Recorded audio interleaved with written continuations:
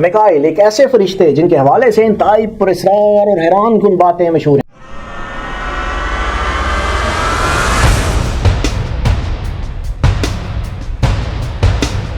الہامی مذاہب نے ایک بڑی خاص حیثیت دیتے ہیں، انہوں نے ایک خاص شخصیت کے ساتھ بڑی جنگ بھی لڑی تھی۔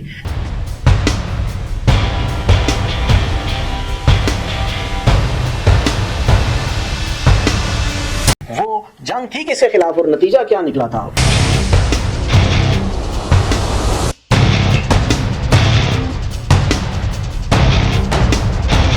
فرشتے میکائیل کی پیدائش کیسے ہوئی، ان کی ذمہ داریاں کیا ہیں؟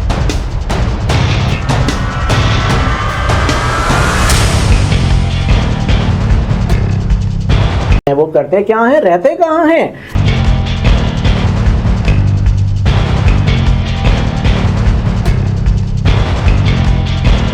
ایسے ہی بہت سارے سوالات کے جواب کریں گے ہم تلاش۔ ناظرین، میں ہوں زید ملک اور آپ دیکھ رہے ہیں پروگرام سراغ رسائی۔ الہامی کتابوں کے استفادے کے بعد ہمیں جو بات بارہا ملتی ہے وہ یہ ہے کہ خالق کائنات نے سب سے پہلے 4 فرشتوں کو پیدا کیا جن کے نام جبرائیل، میکائیل، اسرافیل اور اسرائیل ہیں۔ چاروں فرشتوں کی پیدائش خاص تسبیح سے کی گئی ہے۔ چاروں فرشتے خالق کائنات کے خاص الخاص ترین ہیں اور خالق کائنات کے سب سے نزدیک رہتے ہیں۔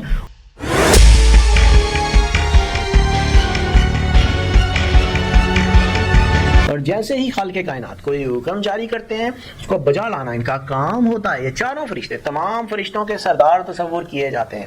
فرشتے میکائیل کو تو ملائکہ کا امام بھی کہا جاتا ہے کہ بیت المعمور میں فرشتے انہی کی اقتدا کرتے ہیں۔ یہ بھی کہا جاتا ہے کہ لوح محفوظ کے 4 ارکان ہیں اور میکائیل ان میں سے ایک رکن ارادے کے مظہر ہیں۔ اس کے علاوہ میکائیل خالق کائنات کے اسم اعظم رب کے بھی مظہر اور حاملان عرش الہی میں سے ہیں۔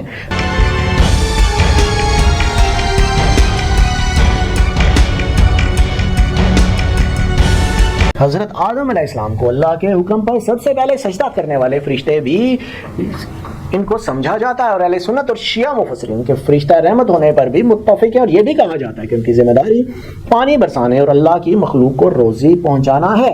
مذہب یہود کے پیروکاروں کے مطابق فرشتے میکائیل کی ذمہ داری یہودی قوم کی دیکھ بھال اور حمایت تھی۔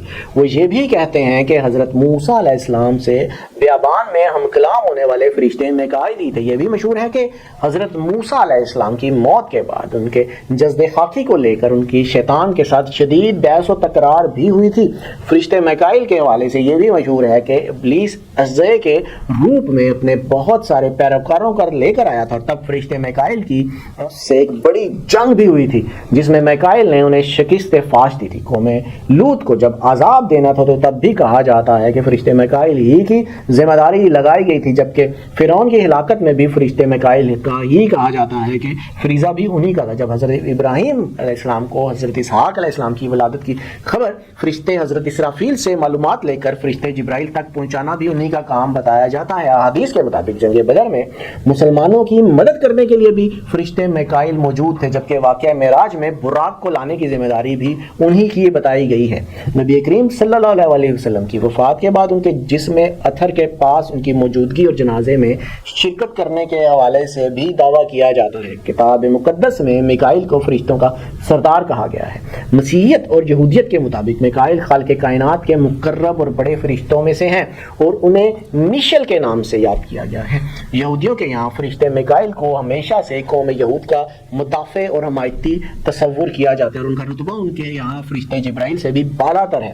مقدس کتاب کے 10ویں اور کتاب دانیال کے 12ویں باب میں میکائیل کو فرشتوں کا سردار قرار دیا گیا جو دانیال کی مدد کے لیے آئے اور دشمنوں پر ان کی فتح دلا دی۔ قرآن میں ایک واقعہ مذکور ہے کہ خداوند عالم نے کفران نعمت کرنے والی آتش پرست قوم کے پاس بہت سے انبیاء بھیجے، یہاں تک کہ ایک ہی شہر میں 30 انبیاء کو معبوس کیا اور انہوں نے بھی ان 30 انبیاء کو قتل کر ڈالا۔ پس انہیں ہدایت کی مہلت کی تمام حجت کے بعد خالق کائنات نے فرشتے میکائیل کو ذمہ داری سونپ کر بھیجا کہ ان کو ان کے کیے کی سزا دی جائے۔